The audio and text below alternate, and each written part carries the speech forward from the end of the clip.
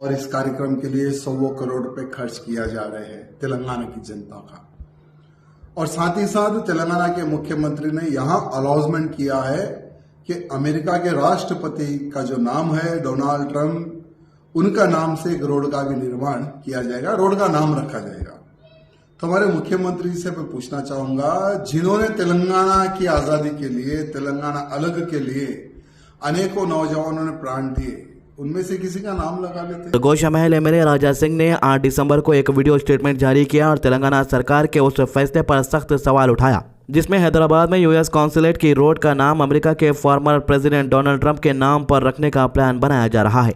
राजा सिंह ने अपने बयान में कहा कि तेलंगाना की मिट्टी में जन्म लेने वाले शहीदों ने इस जमीन के लिए अपनी जान कुर्बान की है। खानदान छोड़े, लाशें जमीन पर गिराई, जले भरे, प्रोटेस्ट किया। उन लोगों की वजह से तेलंगाना आज एक अलग राज्य बनकर दुनिया के नक्शे पर है। लेकिन रोड का नाम किसी परदेसी, किसी फॉरेन लीडर के नाम पर रखना, ये तेलंगाना के लोगों के साथ नाइंसाफी है। इसका कहना था कि रोड का नाम किसी तेलंगाना के शहीद के नाम पर होना चाहिए, किसी ऐसे इंसान के नाम पर जिन्होंने तेलंगाना मूवमेंट में अपना सब कुछ दांव पर लगा दिया है। आपको बता दूं कि इंडिया गेट के ऊपर 60,000 से ज्यादा मुसलमानों के नाम अभी भी लिखे हुए हैं। सबको पता है कि आज़ादी में सबसे ज्यादा कुर्बानी मुसलमानों ने दी है, लेकिन इसके बावजूद भी कभी अपनी जुबान से लिंडू ने एक मुसलमान की तारीफ भी नहीं की। जबकि मोदी जो है, जब डोनाल्ड ट्रंप इंडिया को आता है तो उसके लिए रेड कारपेट बिछा देता है। इतना ही नहीं, इंडिया के prime minister Narendra Modi Donald Trump के लिए अमेरिका जाते हैं और वहां पर बोलते हैं अब की बार ट्रंप की सरकार, यानी उसके लिए कैंपेन करते हैं। इस पर बीजेपी का ना एमएलए कुछ बोले ना एमपी कुछ बोले, लेकिन यहाँ पर एक रोड का नाम रखने से इनको तकलीफ हो जा रही, क्योंकि आने वाले इलेक्शनों के अंदर ये सब चीजों का फायदा उठाने वाले हैं। राजा सिंह ने तेलंगाना राइजिंग ग्लोबल समिट पर भी जुबानी हमला किया और कहा कि चीफ मिनिस्टर रेवंत रेड्डी ने यह समिट ऑर्गेनाइज किया है और इस समिट का तेलंगाना को कोई खास फायदा नहीं होने वाला। जबकि हैरानी की बात यह है कि यह समिट का हिस्सा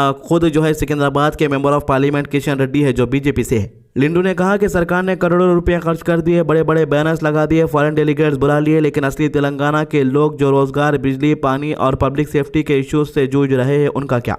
उसने सरकास्टिक टोन में कहा कि समिट से ना कुछ आने वाला है और ना कुछ जाने वाला है, बस फोटो सेशन होगा, मीडिया कवरेज होगी और पैसा बेवजह बर्बाद होगा। इसने यह भी कहा है कि चीफ मिनिस्टर रेवंत रेड्डी तेलंगाना के लोगों को दिखाने की कोशिश कर रहे हैं कि बाहर के मुल्कों से इन्वेस्टमेंट आएगा, शहर डेवलप होगा, लेकिन ग्राउंड रियलिटी बिल्कुल अलग है। तेलंगाना के अवाम को आज भी बेसिक फैसिलिटीज नहीं मिल रही और रोड का नाम ट्रंप के नाम पर रखने से तेलंगाना की इज्जत बढ़ेगी नहीं, बल्कि लोग मजाक उड़ाएंगे कि तेलंगाना अपनी पहचान भूलकर फॉरेन लीडर्स के नाम इस्तेमाल कर रहा है। आज तेलंगाना के लिए अपनी जान देने वाले लोग मौजूद है, उनकी कुर्बानियां मौजूद है, तो फिर रोड का नाम किसी शहीद के नाम पर क्यों नहीं रखा गया, ये उसका सवाल है। ट्रंप का तेलंगाना से क्या लेना देना। तो इसके सवाल पे एक और सवाल ये उठता है कि फिर वही ट्रंप की इंडिया के अंदर मूर्ति बनाकर, ट्रंप की मंदिर बनाकर पूजा क्यों हो रही है। लिंडू के सवाल है कि ट्रंप का तेलंगाना से क्या लेना देना, क्या वह तेलंगाना मूवमेंट में शामिल था, तो फिर तेलंगाना के अंदर शामिल तो दूर की बात हो गई, इंडिया की आजादी में उसका क्या लेना देना था जो उसकी मंदिर बनाकर पूजा हो रही है। लिंडू का बयान सोशल मीडिया पर तेजी से वायरल हो रहा है और इस फैसले पर तेलंगाना की सियासत में एक नई बहस शुरू हो चुकी है। कुछ लोग इस प्लान को ग्लोबल आइडेंटिटी और मॉडर्नाइजेशन के लिए सही मान रहे हैं।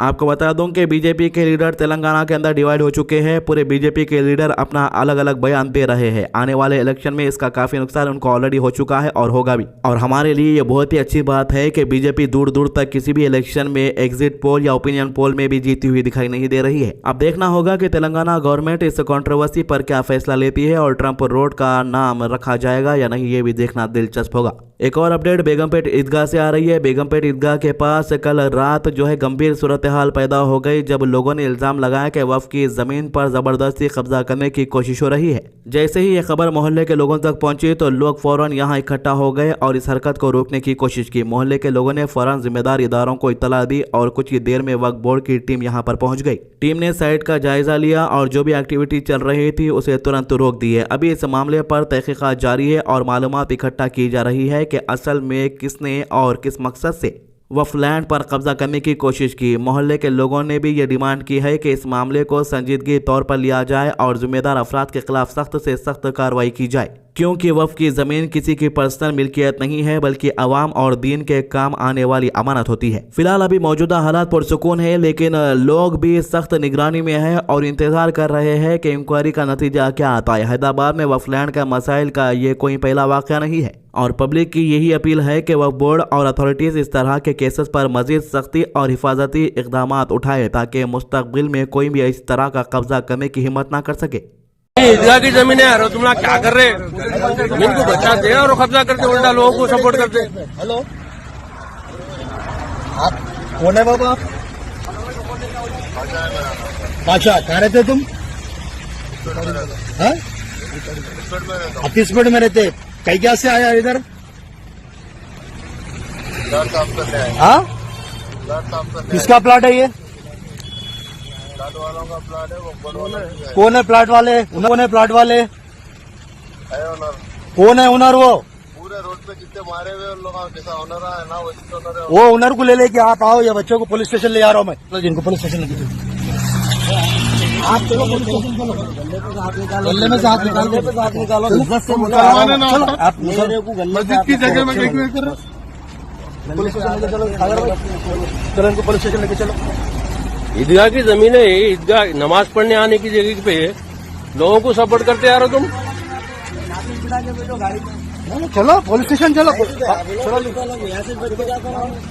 तो इसके अलावा हैदराबाद के अंदर एक चीज़ जो बहुत ही ज़्यादा फैल रही है वो है साइबर फ्रॉड के मामले में साइबर क्राइम के केसेस। आजकल साइबर क्राइम के केसेस ऐसे आ रहे हैं कि कुछ लोग एक एप्लीकेशन भी इंस्टॉल कर देते हैं तो उनके अकाउंट से पैसे गायब हो जाते हैं और कुछ लोगों को उल्लू बनाया जाता है कि आपके जो पैसे वो डबल कर दिए जाएंगे। कुछ लोगों को जॉब के नाम पे लूटा जा रहा है, कुछ लोगों को इन्वेस्टमेंट के नाम पे लूटा जा रहा है। हाल ही में एक केस बताया था, आपको 12 करोड़ रुपए एक चिच्चा दे दिए एक लड़की की आवाज़ सुन के, वो भी अच्छी आवाज़ है, उन्हें सही बोल रही बल्कि। तो इसीलिए कल मशीराबाद की पुलिस ने आवाम को अलर्ट किया है कि जो भी फ्रॉड चल रहे हैं आप इसको अच्छी तरीके से समझे, बगैर किसी वेरीफाई के किसी के भी अकाउंट में पैसे ना भेजे। ओटीपी आया, कोई किसी की मदद नहीं करता।